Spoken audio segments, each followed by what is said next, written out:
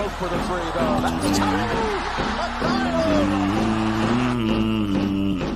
Collins driving, almost lost the handle. Chalmers for the tie. Got it in 2 seconds. Unbelievable. He throws. Got Meyer. Touchdown. Gary Meyer. And he used to tell me, those places are great, but there's no place like Kansas.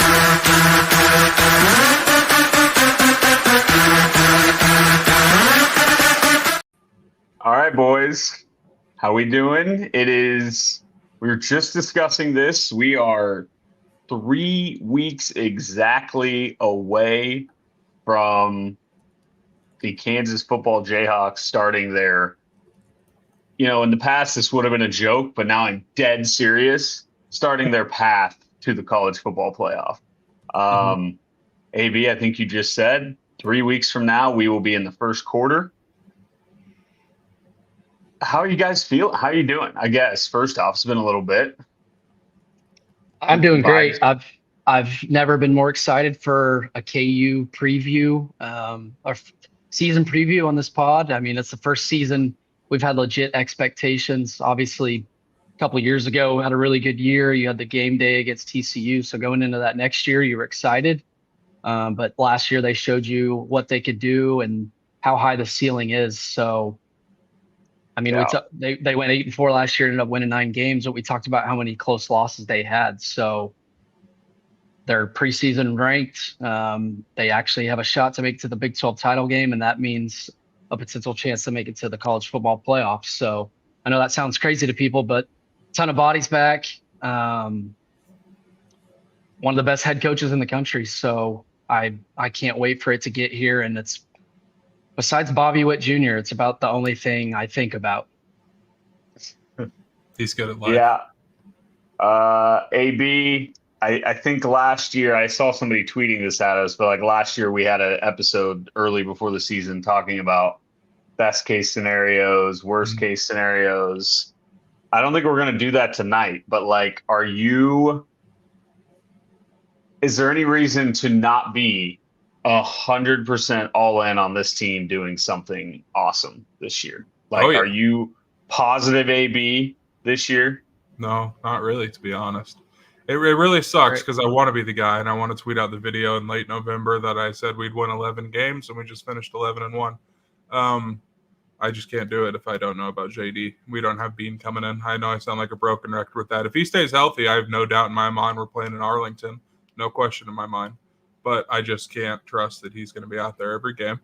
And it sucks to have that attitude, but like I just don't want to get too high just to be let down when we have either a true freshman or a guy that was a walk-on as of like 12 months ago. Why not get too high? I mean, 2-3 years ago, worst program in the country. Now they've turned it around to this. They've I don't want to be they can win negative and games think that they stink. I don't want to say they stink. It's just don't want to get your hopes through the roof. Yeah. Like I don't want to be talking playoff when it might be 7-5, but it could be playoff. I don't know. Yeah, I guess. I mean, they go 8-4 last year without he only played 3 games, and our schedule's easier, I would say. Yeah, but Bean, do you think Cole Ballard can be what Jason Bean was? Hey, B-Turn was saying Ballard's getting the folks at practice love a little Ballard. Not that he'll like compete for a starting job, but people forget the Hawks should have routed K-State. I'm not going to bring up what I'm going to bring up, but Ballard had us in position to win that game by double digits. Mm-hmm. I guess. I mean, it does make sense to not get your hopes all the way up because JD's had his concerns injury wise, but I guess I don't want a fan like that this season. Like that's been such a thought on my mind since last season. Obviously, like it just telling myself that it relies on one guy and one guy's health, and I don't even want to do that. Like I just want to go to the Lindenwood game with the vibes high. JD's going to be starting, and obviously we'll see what happens. We'll see if he does stay healthy, but I'm just going to go into the season expecting, well, if he does, I mean, when he plays, he's elite. So I'm just going to expect him to play a full season, and I'm going to be confident every week because pretty much every week we're going to be the better team on the field. Besides maybe K-State. West Virginia could be a tough game. And then obviously we're as well coached as anyone in the country. So Yeah. I mean, what are we taking? I will be honest, I haven't paid a ton of attention, but like I saw wasn't Lance making some comments about like load management, and I mean, it was a joke, kind of like talking about how the NBA and stuff, but I guess, yeah, I agree with you though, B-Turn. Like, I'm not going into this season with any like, oh, I'm normally that guy. I'm going in with full expectations to have an incredible year, because part of me feels that way, because like we will lose a ton heading into next year. So it feels like this has got to be the year where we do something truly, truly special. And this could be a good conversation to have later, but like, what is that? Like, what is obviously we probably won't win a national title, CAB.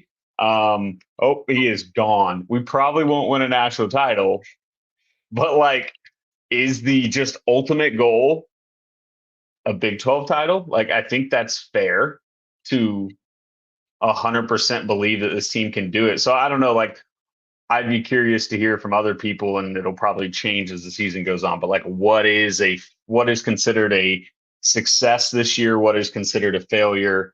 Because I don't know. It's weird. We've never really been in this position. yeah, I think if they do stay healthy, I'd be disappointed if they don't see double-digit wins overall. And that would be like, I'm not saying this is what's going to happen, but 9-3 regular season, and then you win a bowl game, or vice versa, 10-2 regular season. Just with how the schedule sets up, I mean, we talk about it. We play all the teams in the bottom half of the odds list on our schedule. Our non-con isn't crazy hard. You're at Illinois. You got UNLV at home. So Yeah. I don't know how you feel, but I personally feel if you're 100% healthy the whole regular season, I think they should get to 9 wins minimum. I mean, there are over-unders at 8 on the dot, but I think worst case 10-2 is how I feel personally if they're healthy. App State will be tough. In Morgantown will be tough. I know you got teams like Colorado, TCU. So yeah, I don't think it'd be a failure if they don't make the Big 12 title game, because you could go 10-2 and it could still be Utah, K-State, or it could be Utah, Arizona, whatever. So I wouldn't consider it a failure, but I absolutely have my hopes up to make the Big 12 title game. And if they do make it to that game, I'm sure Utah, like, yeah, they're a wagon, but I wouldn't think it's a blowout, right? I mean, you have Lance Leipold, you have a team that would have proved it the entire year going into that game, and you have, I mean, JD, don't care what anyone says, we both know it. He is absolutely one of the most talented quarterbacks in the country. Yeah. You got that guy in the field. I think you can beat anyone in the conference, at least. Mm-hmm. And it's just like Devin Neal. It is weird to just look out and see, like, not only is he like an NFL back, but he's like a dude that I just feel like is going to be really, really good in the NFL. Like, he's just so sick. I was actually watching good this year. No, like, I just mean, like, yeah, there's a lot of guys KU's had where it's like, oh yeah, he'll play in the league, but like, he could make Pro Bowls in the league. Like, I think he's going to be really good. It's weird having that good of a talent at a position like that. So, and I don't just know. For him to come back in general is amazing to me. I mean, everyone who watches football knows how long shelf lives are for running backs. Like, they don't last very long. Teams are starting not to pay them. Like, Deb could have just went and got drafted, but yeah, I mean, there's 2 things with him. The major thing was coming back to win, and then 2, he just wants to become more of a well-rounded back and be more of a receiving threat out of the backfield, which that is kind of scary for our offense, because we haven't really talked about it much, but when Kotelnicki was here, like, we didn't run many screens at all. So I think the screen game could be massive for this offense and Jeff Grimes. Like obviously Devin Neal, if he's healthy, is going to have a huge year regardless. But I think it's just so cool that probably any other school in the country, the running back would have went pro. But he's hometown kid, wants to come back. They made it to a bowl game, and this group of guys just thinks they can do more, and their expectations are through the roof. So I think it's incredible that he's back, and we know how funny he is to watch. Like you said, he's so shifty and it's just unbelievable. And he's just like a prime example of why NIL is awesome. Like, I know there's tons of examples of NIL has just gotten out of control, and it's definitely not being used all the time on how it should be. But like Devin Neal staying this year, because he's not like, I mean, he's going to make money, but he's not getting $2 million like a Hunter Dickinson type thing. Like, he just came back because of, like you said, his love for this school, this fan base, this team. And also he's able to do that because he's going to make a little money. Whereas if this was 5, 6, 7 years ago, he just would have had to have probably left, so it's awesome. I don't know. I want AB to get his freaking, I don't know what happened. Just disappear. Let's see. Is he texting us? I don't know, but the best part about AB is like when you asked him the question about like his expectations for this year or how he's going to feel, I feel like you'd never know what he's going to come at you with. Like I feel like one day he'd be like, or one season he'd be like, we're going 12-0, we're winning it all, like last year. Or I guess someone already commented in the YouTube about your best case scenario or whatever, but I said you never know with AB. 8-4. Like AB keeps you on your toes. I didn't expect him to be like, no, I don't have my hopes up. Yeah, AB, it's all about the mood he's in, just his vibe, and what I like about him is he's always very extreme with his take. It's Hunter Dickinson shouldn't return to school.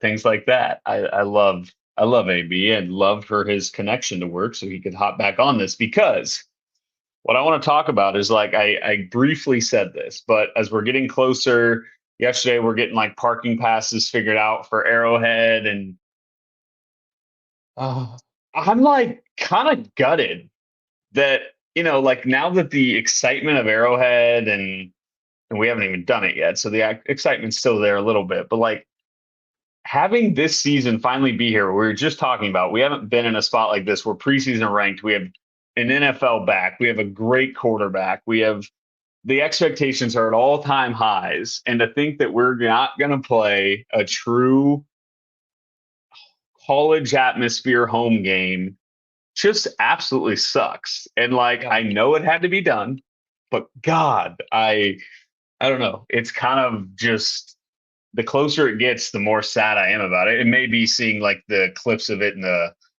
video game and stuff like that, but it's brutal. And I think this is something we talked about even last season, like not even trying to look forward, but we knew all these guys were going to be back. I think Devin Neal maybe was a question mark, but we had already talked about how good we were going to be this season, and we weren't going to be able to play our games in Lawrence. Yeah. What are you laughing I'm about? laughing at the two Johns in our chat, just having a conversation about AB. Eat live on the pod.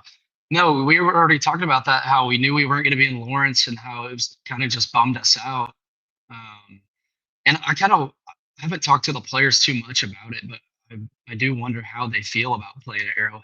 Like, part of you's got to be excited because it's Arrowhead. I mean, it's known as one of the loudest stadiums in the world. But I don't know if you're going to be getting that. Like, we're going to have fans, obviously, but you're not going to get obliterated Chiefs fans, 70,000, 80,000, whatever it is, screaming. Yeah. And you're obviously on an NFL field.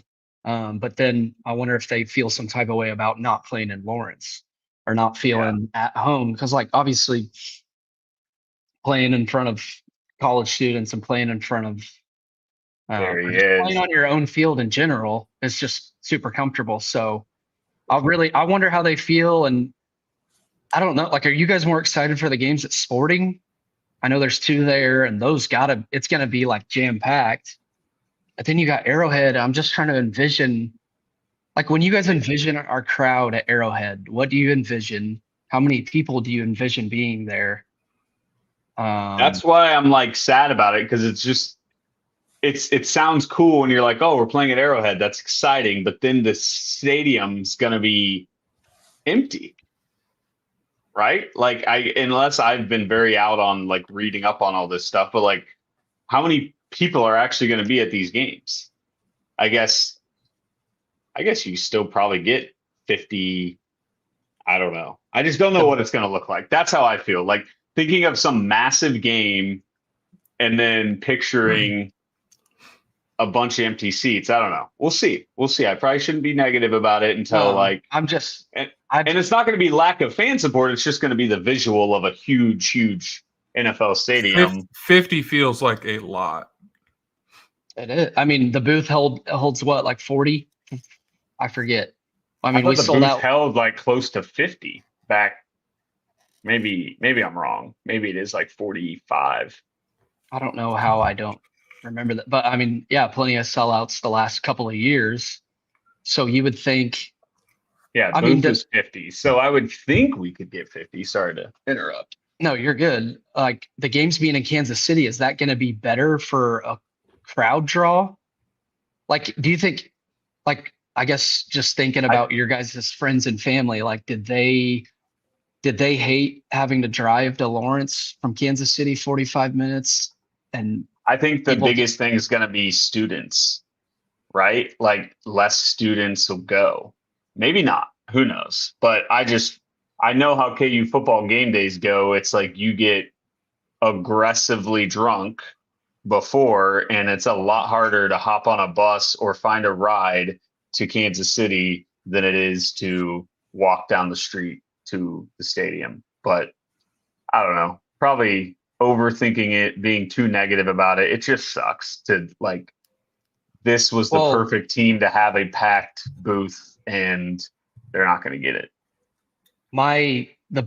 The game I think about the most that they'll technically be at home this year is just the Iowa State game. Thank God that was freaking out. I was wondering what the heck was going on. I had to try and fix that. It was driving me insane. It's just the Iowa State game at Arrowhead. Obviously, we know what their fans do, and they trigger us a little bit. They are crazy at the Big 12 tournament, and that's another part of the schedule that really sets up well, because you're at K-State, and then you have a bye, and then you have Iowa State. So you get a bye week before playing a really good team and a really well-coached team. But, dude, we know Iowa State fans are going to do whatever it takes to get as many people in there as possible.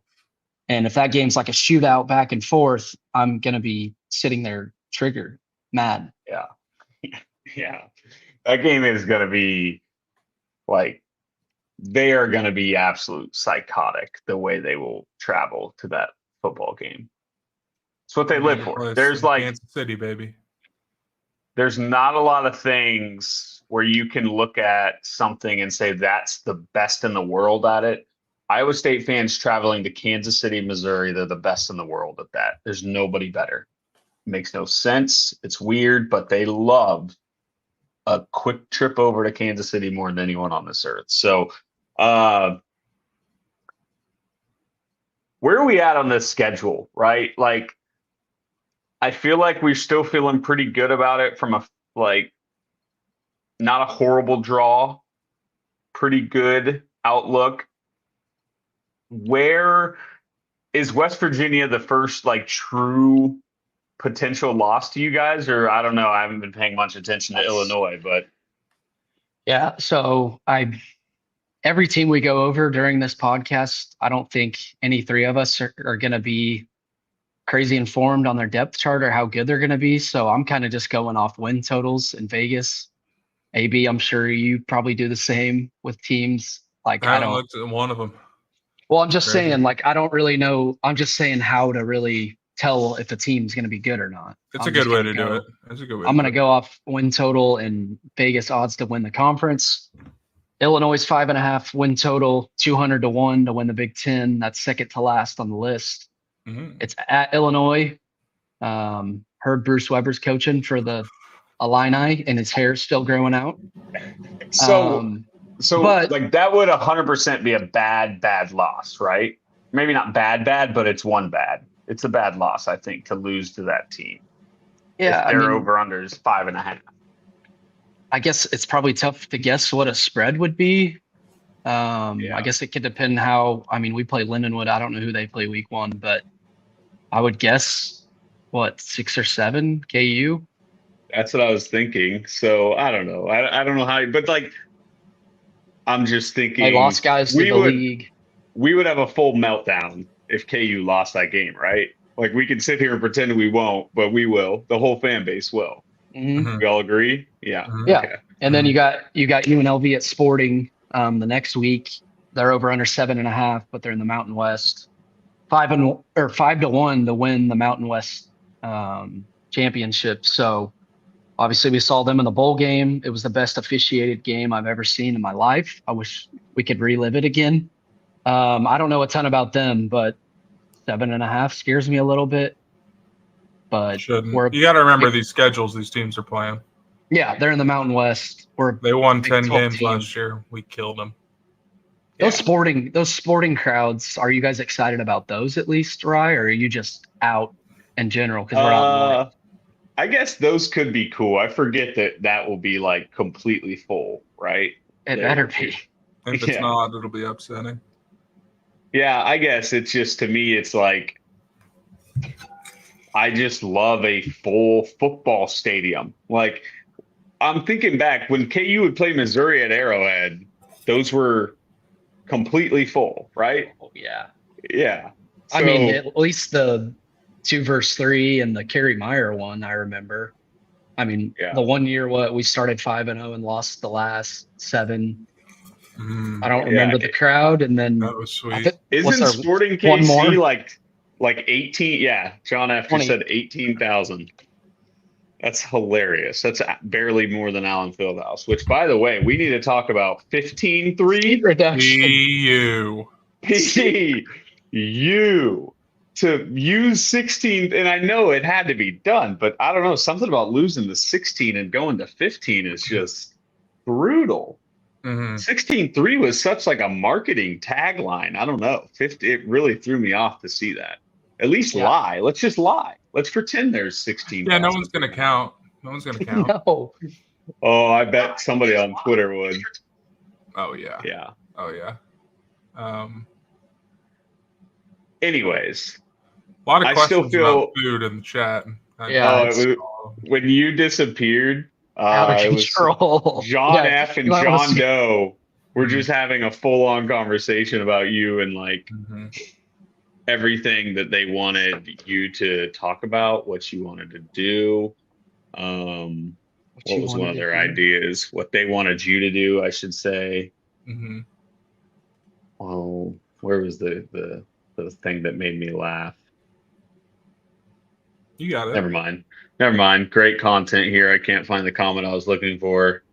Oh, we need AB to eat live on the pod. And then the other John said, it would be a pleasure. That's for sure. just having a dead serious conversation about AB. Pleasure. All right. Watch him eat. Yeah. And John F. is still asking what was for dinner tonight.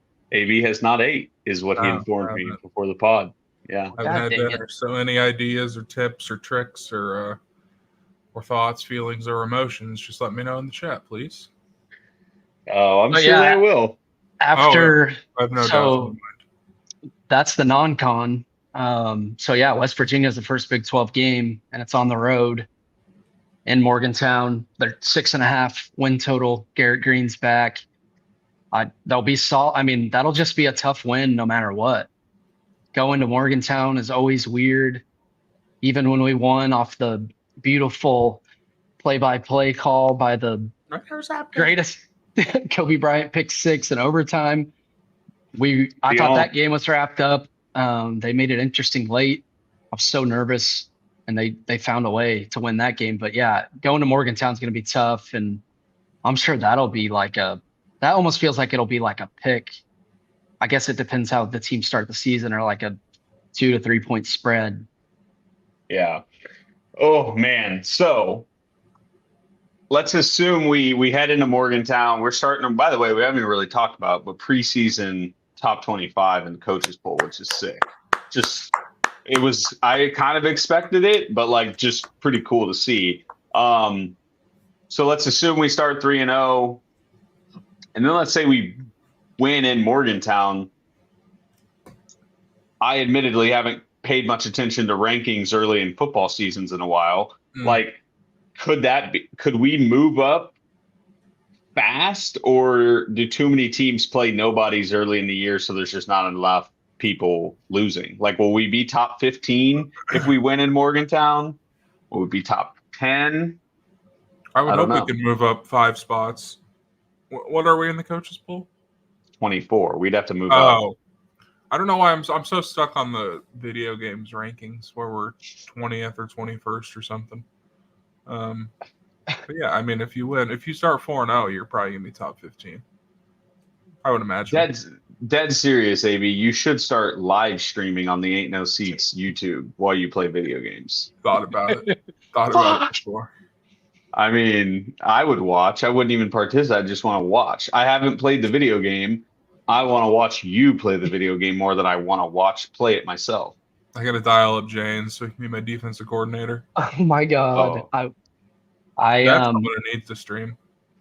I haven't played. I hadn't played video games in like 6-7 years, and I had a house sit for a buddy last weekend, and his PS4 is just staring me in the eyes.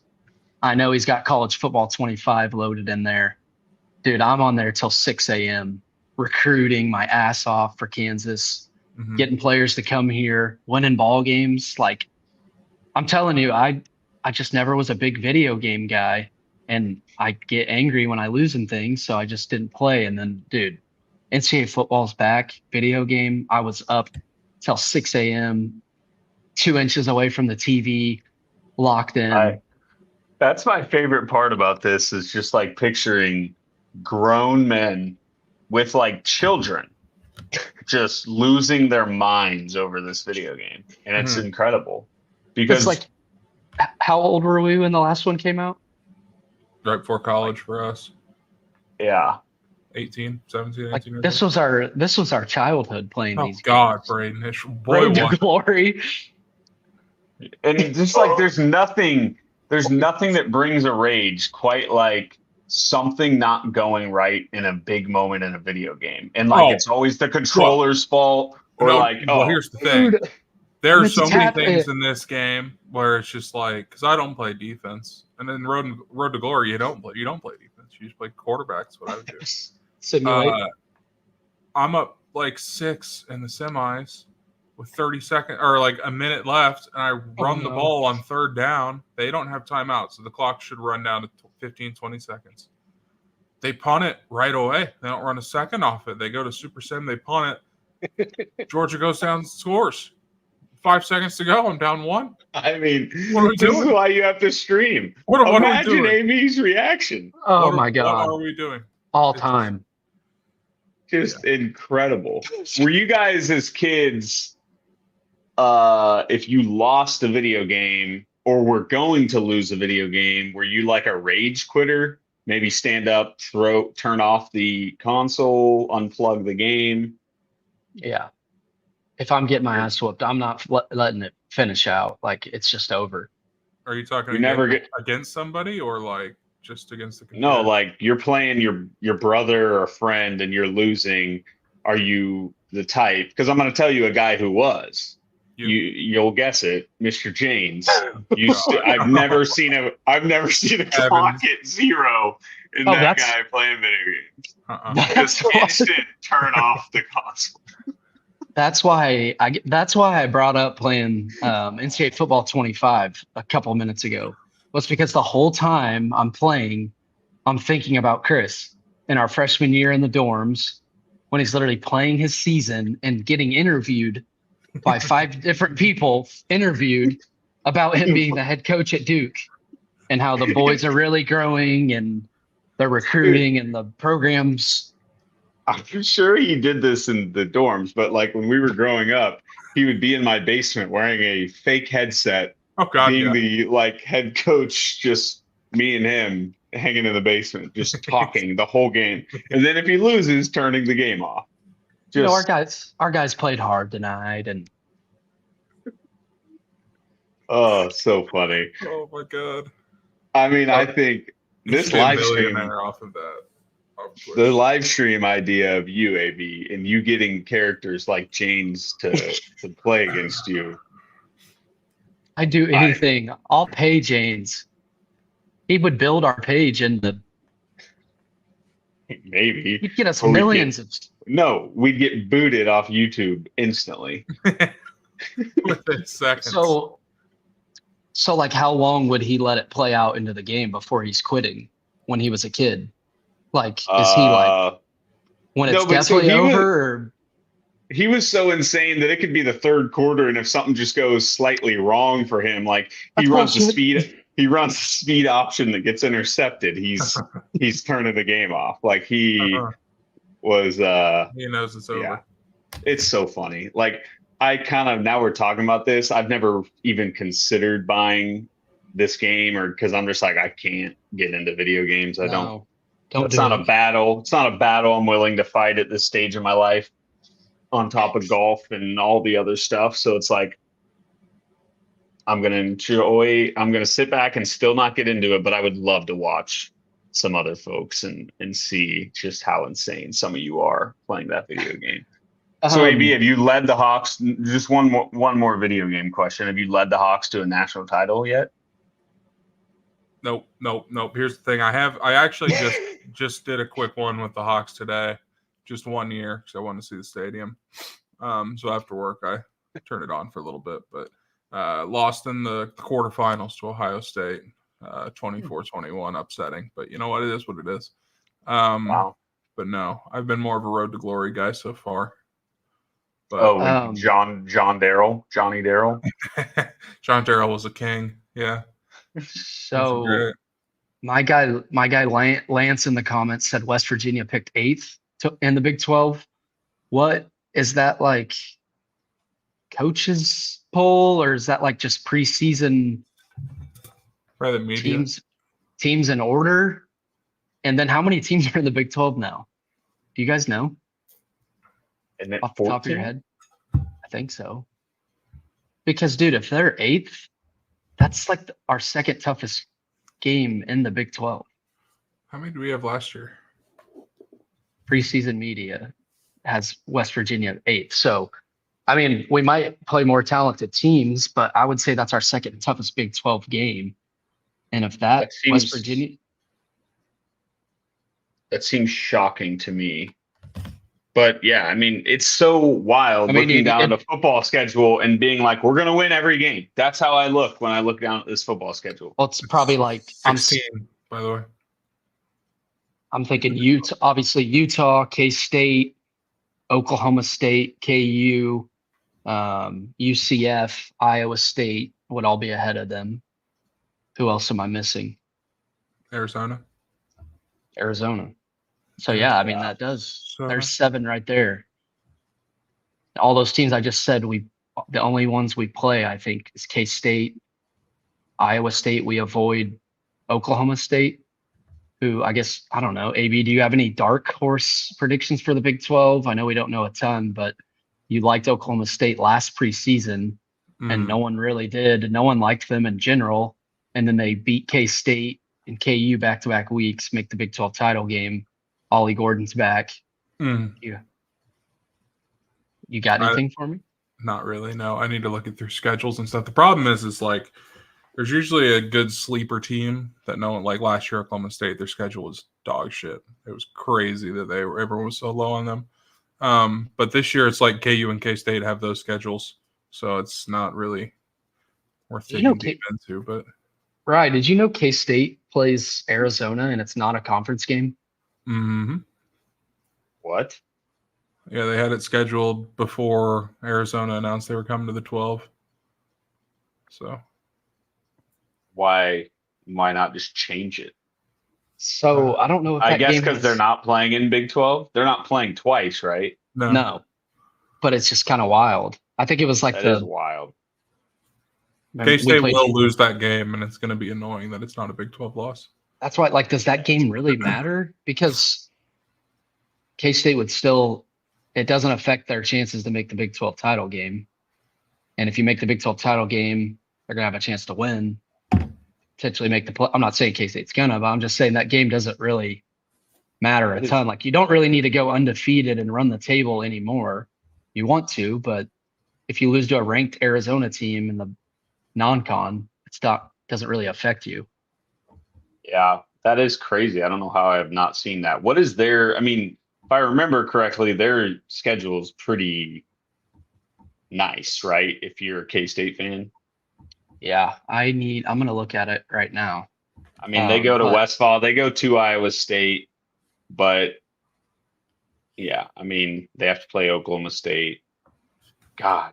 In Manhattan, right? Yeah. At BYU, give me the Cougars. Do you guys remember what? Oh, yeah.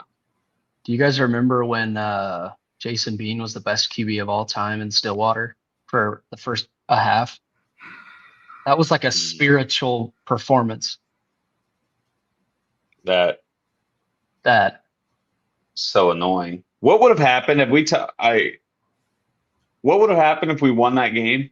Would it have changed anything like majorly for our season, just a better bowl game, or was there like Big 12 championship game implications there? There wasn't, right? I think we only had one loss going into that, AB. Yeah, because we ended up losing to Tech and K-State later. So we had only lost to Texas at that point. I don't know.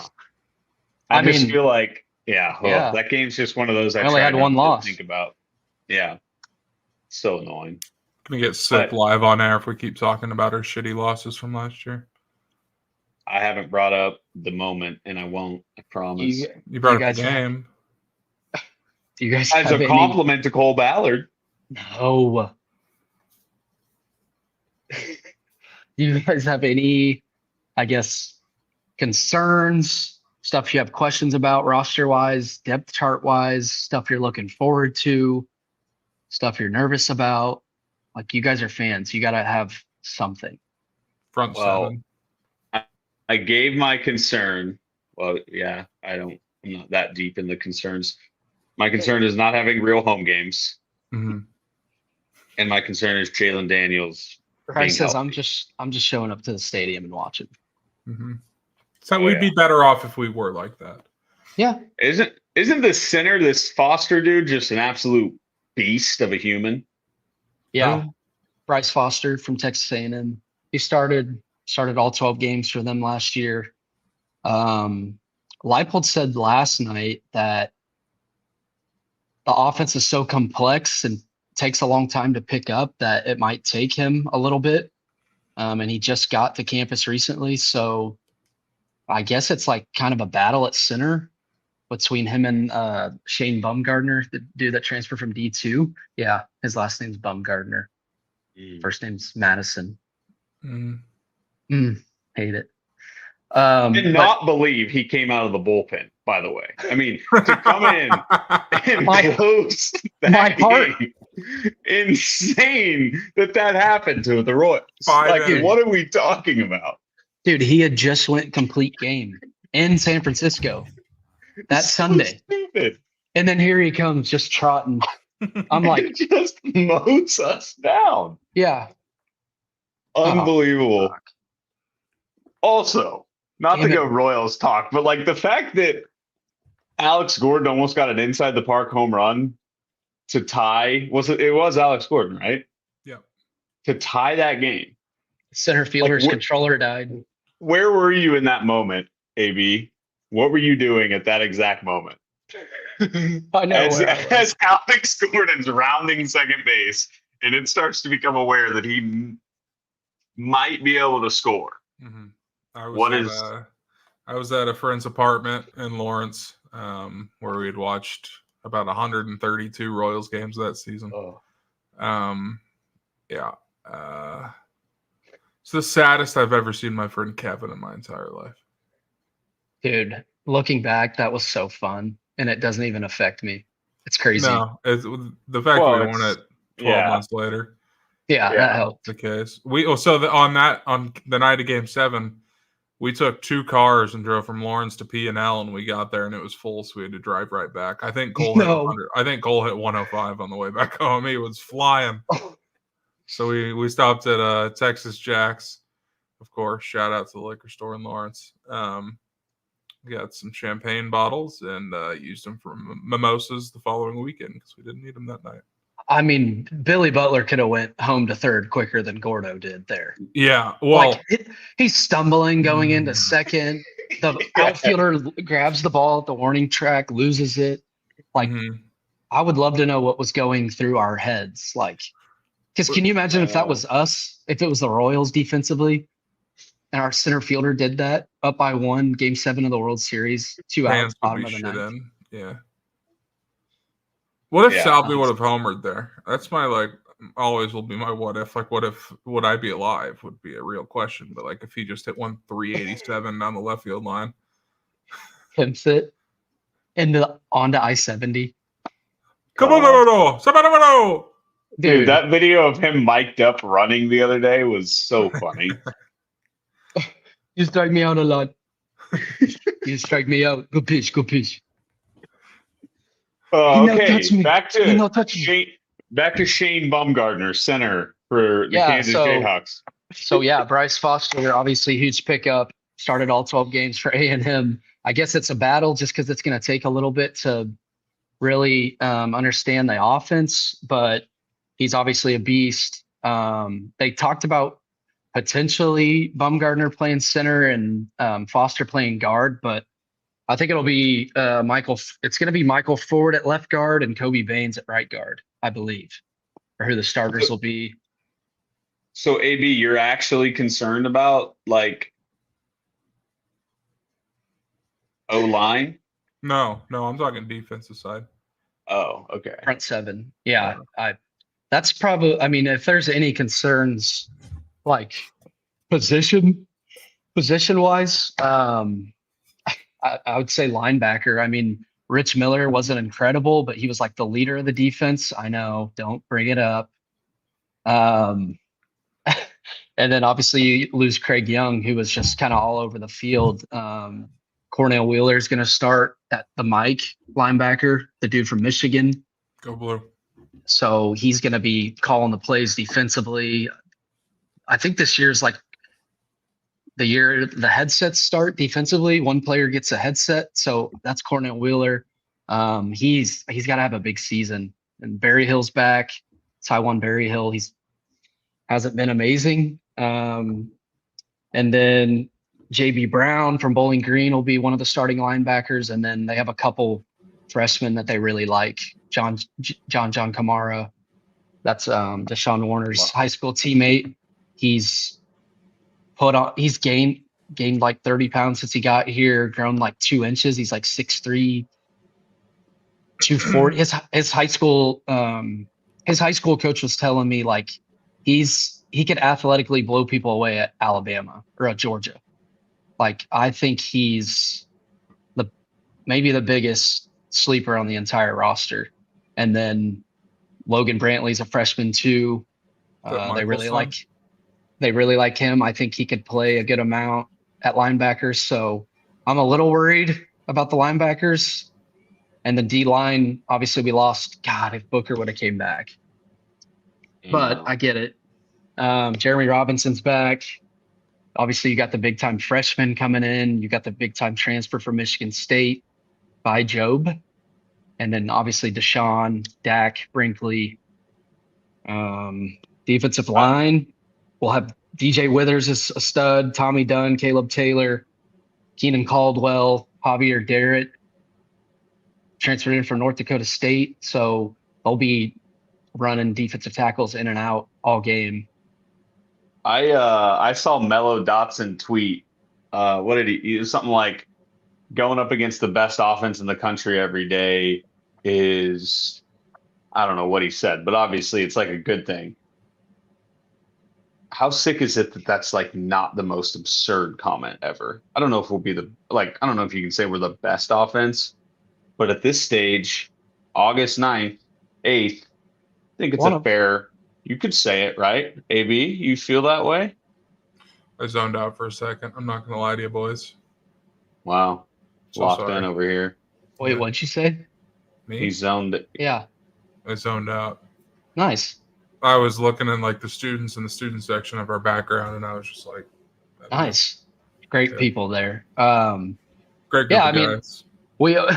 I feel like I get in the habit of like saying like, this is crazy to say about KU football, or people might think this is crazy, but like where I just said, obviously preseason ranks, it's not crazy to say it's going to be one of the most electric, dynamic offenses in the country. These same guys have. The Johns are worried about AB. Sorry to fine. interrupt you. I'm fine. His boys, Fine. the Johnny boys, are worried about their guy. Sobers go for just like these. Zoning out, man. It's been a weird day. It's been rainy. It's been cloudy. It's been like it feels like it's mid-October outside right now, and it's the middle of August. So it's been a weird day for me. Just let me adjust. I'm fine. I'm not high yet. I hadn't even ate dinner yet. I know. It's been a weird time. I mean, all these guys on offense have been here, and we've seen how dynamic and electric they've been. 2 years ago, the TCU year, even people in the country talking about how KU had one of the best offenses in the country. He was getting toss. Those same rivers are all back. Grimm, Skinner, Arnold, Casey's here. A ton of starters back from the offensive line. And then you add a guy who started at every game for an SEC school. So both running backs are back also. You lose Dom Pooney, left tackle, but you'll have Logan Brown. He was a 5-star recruit out of high school, went to Wisconsin. You have everyone back, and you have good depth on the offensive line too. So if anyone were to go down, you got guys ready to step up. But yeah, listen, I have no worries about the offense. Lance just brought up the secondary, which that's got to be our deepest position is corner. Obviously, you'll have Kobe and Mello Dotson back, and then you got Demarius McGee, the LSU transfer, Jameel Croft, Jalen Todd, Austin Alexander, both freshmen that the staff has like just really been hyping up. And then you got Marvin Grant, OJ Burrows at safety. Marvin Grant was unreal last year. BMAC said he looks even better this offseason. So our secondary is fire, and they'll be able to cover. BMAC on. Yeah, next week. Our secondary is fire and going to be able to cover. We just need to be able to get after the passer and make it even easier on those guys. So all I heard there, what you're saying is that the Hawks are going to be 1, 2, 3, 4, 5, 6, 7-0 heading into Manhattan, Kansas. Yeah, if I had to pick a loss, it would be at West Virginia, just because tough environment. It'll be I would assume their first Big 12 game too. And our guy Neil Brown probably needs to win some football games to stick around in Morgantown. Other than that, I guess you have TCU, who Josh Hoover will be back at QB. He had some big games last year, so that their win total 7.5, 18-1 to win the Big 12. West Virginia is 18-1 also, by the way. John, I guess John one F, of those. John F has a good question. How's the kicker looking? He's got a boot on the game. I tell you, boys, he's got a boot. Well, we don't even have a for sure starter right now. It's like a battle. Piper? What's the Greek boy's name? Yeah, they got Charlie Weinrich. He's from this area. He went to Nebraska. Well, you name the other one. How do you say it? I forget. Owen Piper something. Piper Mama? I mean, I like that name. He was the lefty. With 2 last names? No, it's one long one, I believe. But we're so good at this. He was the lefty kicker from last year. Okay. I can't remember the long ones. Piper. Legend. Yeah. Lance, we're deep at kicking from Lance in the comments. That's got to be pinned. We are deep. There it Piper is. Gerdays. That looks, thanks, Buck. That more or less looks right. We are deep at kicking. I love that. We are locked in. Yeah, I mean, it sucks because obviously 2 years ago, special teams was not very good, and they brought in Seth Keller, and we were really excited about it. And then you go to Stillwater, and he's kicking offensive linemen in the back of the helmet with the football. He's not getting it to the crossbar from 38 yards. Who was our guy? He oh man, he was I tweeted about him, and then he liked my tweet and DM'd me. He was really bad, or not bad, but he missed some kicks by a full mile left. And then he'd make the next kick from like 35 yards and like go off the field, like just so fired up. What was his name? Started with a B. Bill Rowe. Yes. Borselli or Borchella? Borchella, was that a kicker's name? Yeah. Legend. That guy cracked me up. He was kicking before one of our games last year on TV. I forget where he transferred to. Oh, God. Vanderbilt. Because the right? game went into 100 overtimes, and Vandy. It was Vandy versus UNLV, I think. Jacob Borchilla, yeah. And he botched a kick, right? Borchilla. Oh, yeah. Dude, his stats were so bad at KU. He missed over like half of his kicks. It was it was like Texas Tech, I think, where he missed like 3 of that game in Lubbock. Yeah. It's not even the amount of kicks he missed that I remember, it's the margin of the miss. Like that man could miss a kick so far off, and then he'd make the next one, and you'd think he would react. I like guys that play with passion, but if you miss a kick by a mile, you can't then run off the field the next time flexing. Well, then remember one of them was the TCU game for game day where we got short field. We got a turnover, and we went like 3 and out, and he missed the field goal to give us the lead or something. But I'm looking now, he was 9 for 15 his sophomore year, 60%. And then junior year, 7 for 13, 53%. Hey, so that'll get you on the team on Sundays, baby. 16 for 28. Oh my God. I don't know what what is the goal? What does an average kicker do? Not that. Let's see what Keller was last year. I don't even remember. And then we still have the same punter, the Aussie, Damon Graves or whatever. Keller, 11 for 14 last year, 79%. That's way better than I remember. I thought I remembered having a sick kicker last year. Well, I mean, he was from inside of 30. He was perfect. But if you don't remember that, Ryan? He left one short from like 40 yards, and you were pissed. Oh, I'm sure. Was it the Tech game? Is that right?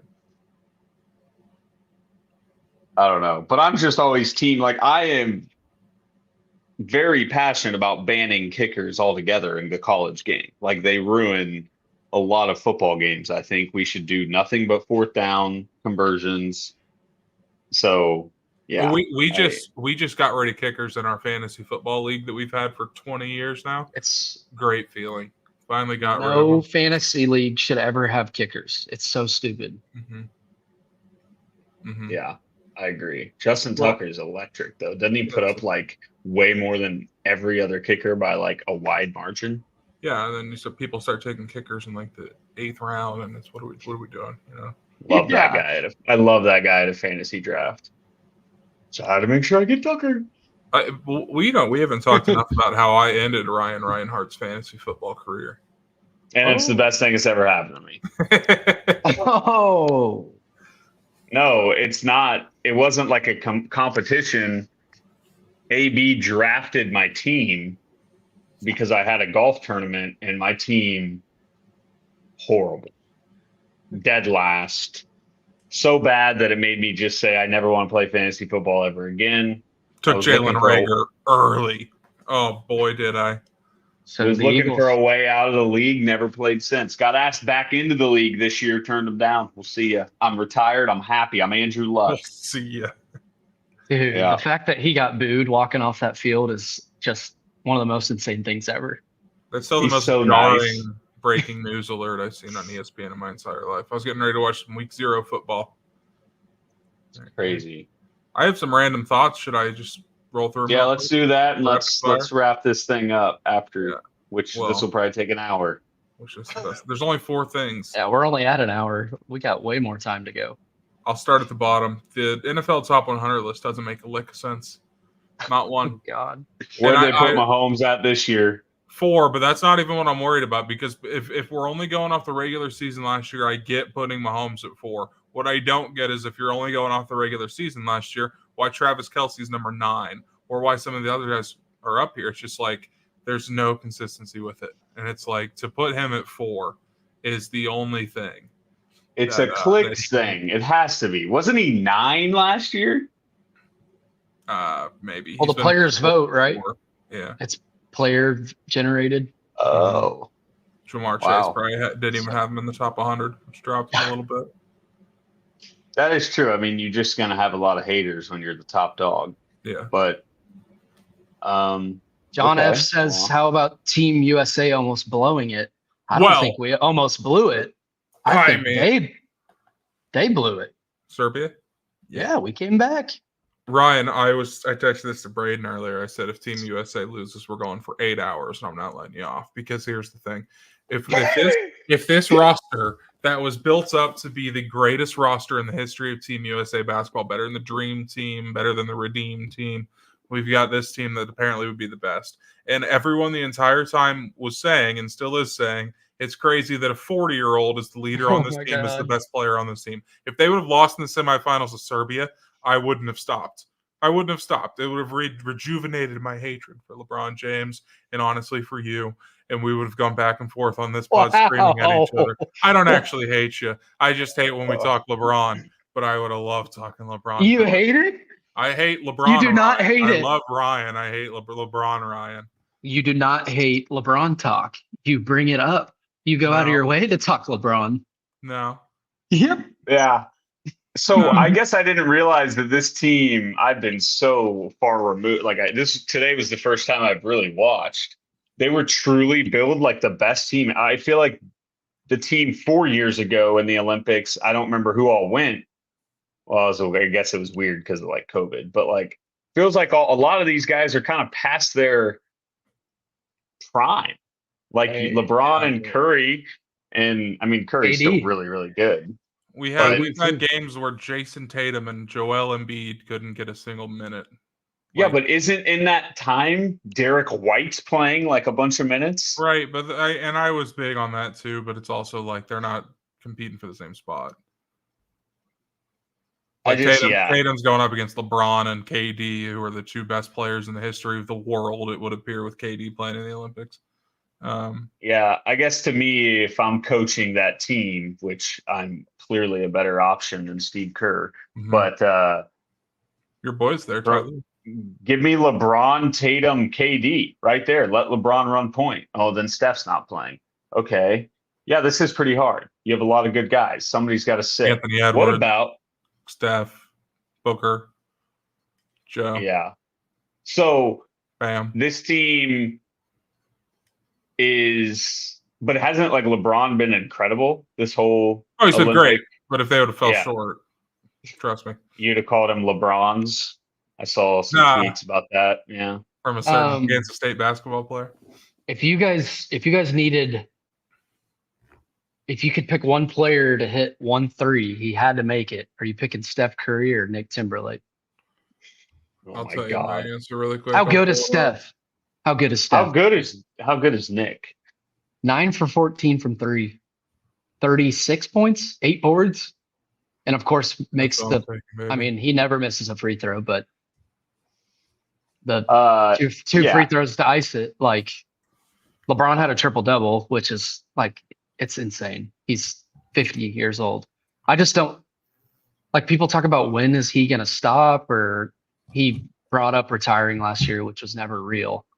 But like, when and how is he going to slow down? And when do you even envision him retiring? Yeah, it'll be interesting to see the path he takes, because I feel like, now this will be me, AB will say I'm like sipping the Kool-Aid, but like I feel like we are still like 3 years away from LeBron being able to shift into like an old man style of play where he like becomes like a less athletic, but maybe develops a better jumper. I mean, he's not going to, but like he could still be really good and play a completely different style, I feel like. Now, I don't want him to do that. I'd rather him go out while he's still playing at a super high level, but I don't know. I think he could play till he's like 44. Yeah, and load management. Get him some rest. He still runs and guns, still catches lobs, still punches on people. Like, yeah, we know his age and we know how long he's been in the league, but I mean, was it last year like one of his best years, at least scoring it efficiently? Like, shooting percentages from the field from three. Look, the man is the best basketball player of all time, and that's where I'm going to leave it. I can't believe he's 40 years old. He's still doing this, and we still have this conversation. So the next thing on my random weekly thoughts list was that the McDonald's brought back the bagel sandwiches for breakfast. Wow, here you go, John Doe and John F. They're about to unload to this. I have a few times. The bagel sandwiches are like so much nostalgia, and then they just took them away for what seemed like a decade. I don't know how long they were actually gone. But yeah, they're back, and it's just, it's what it is. So hand up, last time on this podcast, I came out and said, never had a Baja Blast. People eviscerated me. I've never had a bacon sandwich from McDonald's. From McDonald's? I thought you were going to say you had a Baja Blast since. No. I'm going to go my whole life without having one just out of spite. Are you an onion guy? You're an onion guy. We talked about this. Yeah, go get a steak. Go get a steak and egg bagel at Don's with the onions on it and with this breakfast sauce. It's like a what's that? Onion. I don't know if I'm an onion guy in the morning though. Ask for them off. Just forget them without them. What's this, like a hollandaise sauce almost kind of thing? Like a yellowish kind of like almost like egg yolky kind of deviled eggs. John Doe is fucking abusing rye. Yeah. Like, did I grow up in this country? I thought it said the country, but in this country, yes, I did. Ryan, get a Baja Blast for the next pod. Should. Topeka might not be in this country. I'll tell you what, that is a problem. Topeka Taco Bell, that line, I think we talked about it. Last time I was in that line, I was listening to Bryson go, Will Howard is a bomb. He's going to be selling insurance. Like, you just getting food from Topeka Taco Bell is a task. You got to be really low on life to go through that drive-through. So, I don't know. Maybe I'll DoorDash a Baja Blast. I could go out there and play better than Will Howard. Did you see Will Howard's comments this week? Oh, electric. Sure, that fired. Maybe this is your segment. Well, this isn't even like a K-State hate thing. This is just Will Howard basically saying now he can go out there and feel like he can just play football and doesn't feel like he has to be a superhero out there and make things happen every single play. So big time shots at your former teammates out there in Manhattan, Kansas, but whatever. Yeah, I mean, I would be pissed if I were them too, because like he was not near good enough to say that. But there were times where they would have certainly, I don't know. It is funny how quickly people can flip on a guy, but he kind of asked for it. While we're on this topic, I just no. What if Avery Johnson sucks? Why did you know he was going there? B-turn? Oh, I just knew. Just him and K-State. Just AVs. We need more. The people need more. They want it. Well, it's just what would be the equivalent to him sucking? Like, what's a player from the past, whether basketball, football, that had like this much hype at a KU or a K-State? Yeah, that's. But like Quentin Grimes wasn't required for that team to be good. Like the entire season hangs on Avery Johnson being as good as they say he's going to be, doesn't it? Bryce Thompson. I'm trying to think of any of our teams. I mean, I guess like the 2020 team needed Doak to come back, but that's still, I mean, every KU team's gonna be loaded with talent, and obviously you gotta have QB play to win. Jake Keeps. Oh, what a time. What a time when we thought we just snagged a 5-star quarterback on the transfer portal with old We Charlie snagged- Weiss. We snagged 2. Dane Chris, Dane Chris, yeah. superstar. 2 more thoughts. This one just really, I was already in a bad mood when I was working and I was driving through the neighborhoods of Mission Hills just screaming at people. Why? Can you imagine, right?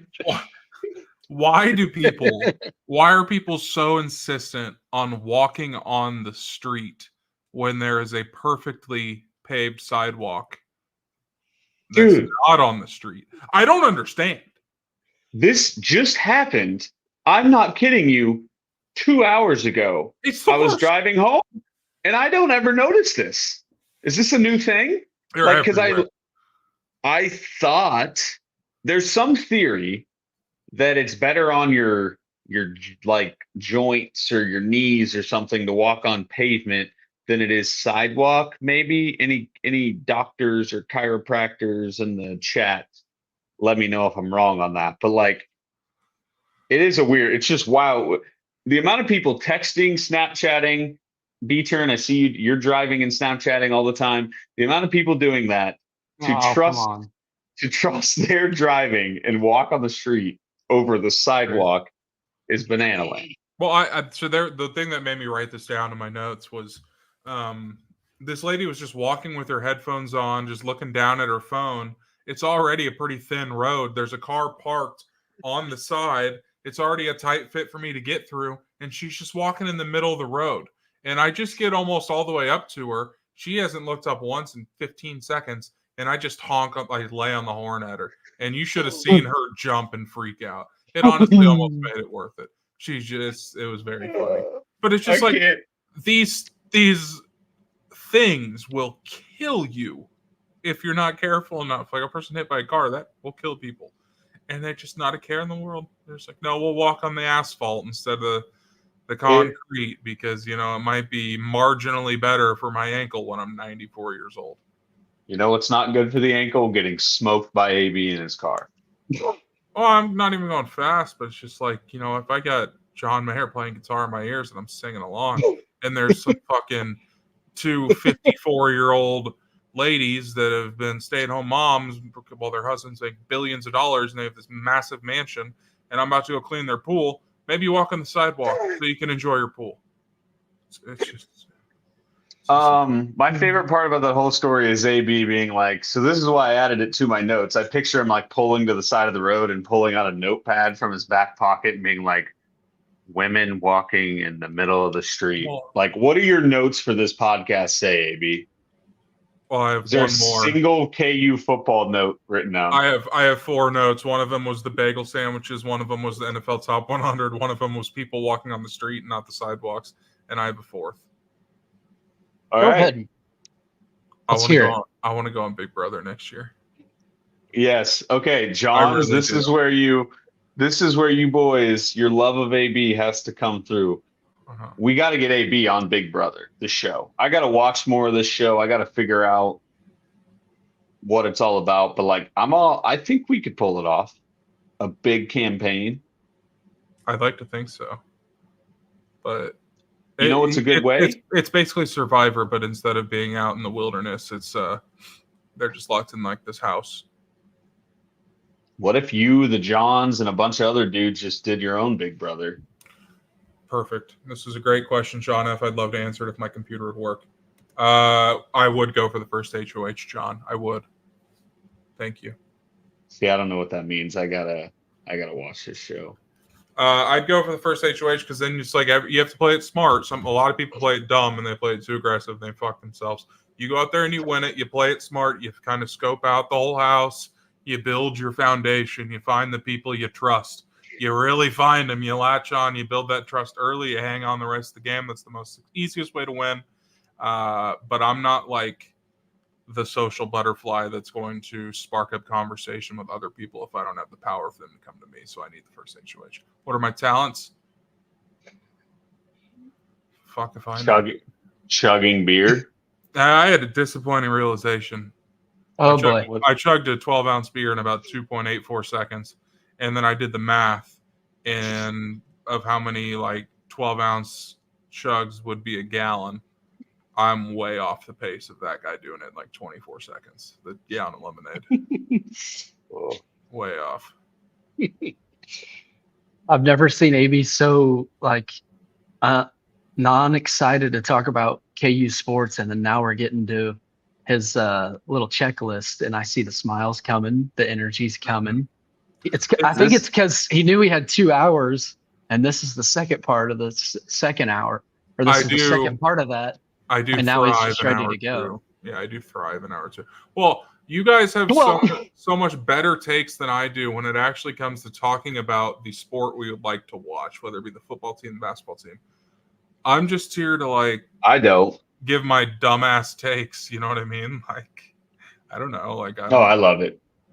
This is not a sports podcast anymore. This is a free-for-all from AB's brain. Actually, I wish we could do just a weekly show with AB, just letting it fire. But would you I didn't know with me? I didn't know if you guys would want to do this later, but I didn't know if you guys wanted to give any bold takes for the season, your expectations, a final record prediction. I don't know when we're gonna do it. Let's do it. Let's record next week. Let's start to get good at this again. Try to be adults. And we can put together some takes. I also, well, never mind. I'll save it for next pod. But you can't do that to me. Well, it's just kind of negative. But what's the over under on? If I were to set an over under on games that Jalen plays in, what would you be happy with? What do you expect? I don't know. The load management comments just kind of, and I know it was kind of said as a joke, but it still has me a little concerned. I would set the total. All right. I'd set the total at 5.5 games for him to play.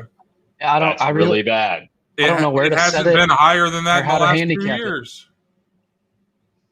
I know. So, to me, if that's the case, this is, I don't know. I think he's going to play 8. I think he's going to play 8 games. Would you be happy with that? As long as Lindenwood is, well, I don't know. If he doesn't come out playing against Lindenwood, that's just lame. But remember last year? He was announced on the board as the starter, and he didn't play. Yeah, Missouri State. I don't even know what I would be happy with, because can you be happy with him playing 8 games when you have these expectations? And I don't really know what to set the over under at, and I don't really know what to expect. I mean, I'm not going to sit here and say he's going to play 12 games, but that's right. He's going to play 16. I expect him to, I guess. Yeah, I don't know. I think what I'd be happy with is 10, and one of them is a game that doesn't matter. Which UNLV. But it's just weird. I don't know how you rest a guy. I don't know. We'll see. It's a back. If a back's bad, it's a back. We got problems. So I don't know. I'm losing it. I'm losing my energy. I need to go to sleep. Yeah. It's Hey boys, I'm golfing tomorrow. Let you know how it goes. Guess what, AB? You know what I got tomorrow? Pro-Am. Member. Member. Mm-hmm. Biggest tournament of the year. How you feeling? Better come ready to play. Not good. Haven't swung a club in 3 weeks. Last time I played, it was a scramble. It's going to be bad. I have a question. Why? You get off the pod, so don't just leave right away. Off the air? Yeah. Wow. It's nothing private, just Okay. Well, anything else, boys, before we wrap this up? no. Go Royals, big series against Cardinals this weekend. I know Let's Go Cards 04 is going to be watching. Let's go and take 2 here and see what happens. Only 4 out of the division. I'm going to keep asking Ryan when he's going to buy in. Why is Bobby Witt not like the front runner for MVP? God, why are we doing this? Because Aaron Judge is a psychopath human being and is 42 for 4 tonight. Bobby's gaining on him. Yeah, Judge has 40 plus homers, 100 plus RBIs. Yeah. He's if like you want minus to 900 know, to win MVP. That was 11. But like that's the other thing. If you want to know how insane of a season Judge is having, Bobby started July at like plus 300 for the MVP. He in July hit 490 with 7 homers and 22 RBIs, and he lost ground on the MVP race because Judge is just homers every single night, basically. You know what that reminds me of? When the Hawks scored like 8 straight possessions, start the second half against Villanova, and didn't cut into the lead. Basically, yeah. Come on, man. There's KU basketball talk. That was the only thing we said about KU basketball this whole pod. Oh yeah, people have said his name in here a couple times, but supposedly they're about to add a guard from I think it's that Coit? Illinois. Is it Coit? Yeah, Northern Illinois. He averaged 21 points. 21 points last year. He shot 7 threes almost 10 threes a game, 34%, 89% free throw shooter. The year before he averaged 16, shot 38% from 3, 87% from the line. So he averaged 21 points at the D1 level last season. He seems sick, but I'll be honest, I forgot what his name was, and I kept seeing people in the chat being like, Coit talk? Coit? ? And I'm like, is this like a new thing that I'm not aware of? Is this like Twitter slang? Didn't know. So yeah, there you go. Coit talk. There it is. But not official yet, is it? I don't think so, no. Yeah. Yeah, I'm I guess my last thoughts are just insanely excited for football season. 3 weeks away from tonight. Should hopefully have Brandon McAnderson on next week. And then I don't know how many people have seen it, but I'm running an event in Lawrence next weekend. It's a sports card memorabilia show. Kobe Bryant will be there. Mello Dotson, Deshaun Warner, Dak Brinkley, Udoka, Azubuike, the big Dokester, Frank Mason, Sharon, Brandon McAnderson, Darnell Jackson. They'll all be signing autographs, and it would be amazing if as many KU fans came out as possible, especially show these current athletes some love, make them happy. It's an NIL type event too. So those guys are going to make some money. I'd love to see some KU fans, and especially, Isaiah Marshall will be there too. That's a big one. Isaiah Marshall, Dak, and DJ, they're all freshmen. So they're really looking forward to meeting fans. I mean, they've been here during the summer with no students and stuff. So they want to meet KU fans. It's at do you guys remember the Holodome? The hotel in Lawrence, right off the highway? Oh yeah. Yeah. Yeah, it's inside that hotel next Friday through Sunday. So if you want to come support some KU guys, I'd love to see any of the listeners there. I haven't done a great job of promoting it, I don't think so. I'm just thought I would plug it on here. It's in 7 days. Yeah, I'm very stressed. Yes, Lance, right off the highway. So all those guys will be there, and then there's going to be like 150 tables of sports cards or Pokemon, whatever. And I'm going to be hopefully helping. Impressive that you got all these guys to. I did not know the group of characters was that deep. I knew you were having Kobe Bryant, but it's wild. Yeah, Kobe and Mello. Tried to get some of the big dogs. All the current basketball players are out of town. Like there's not one. So it was tough. Didn't get any help from KU. So I kind of did all these names in the last week or two, when should have been like 4 months ago. Love it. Yeah. That's the ain't no seats way. Mm-hmm. All right. We'll see you, boys. Rock chalk. Yeah.